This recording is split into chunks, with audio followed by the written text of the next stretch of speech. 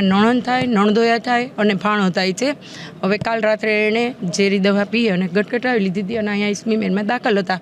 અમને ખબર પડી, આવ્યા સુસાઇડ નોટમાં જાણવા મળ્યું છે કે એને દબાણથી, પૈસાના દબાણથી એણે આ પગલું ભર્યું છે. આર્થિક તંગીમાં તો બીજું કંઈ નહોતું. હમણાં એ ભાઈ પણ માંદા પડી ગયેલા હતા થોડાક વચમાં, એટલે એમાં પણ દવાનો ખર્ચો થયો હતો. અહીંયા સ્મીમેરમાં પણ 8-10 દિવસ દાખલ રહેલા, પણ અહીંયાથી એને સારું ન થયું એટલે પ્રાઇવેટમાં સરદાર હોસ્પિટલ દાખલ થયેલા.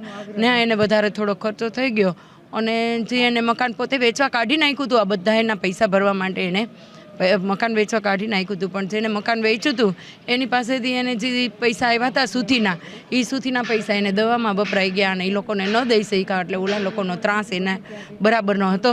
એટલા માટે એ લોકોએ આવું પગલું ભરી લીધું છે, એવું અમને સુસાઇડ નોટમાં જાણવા મળ્યું છે.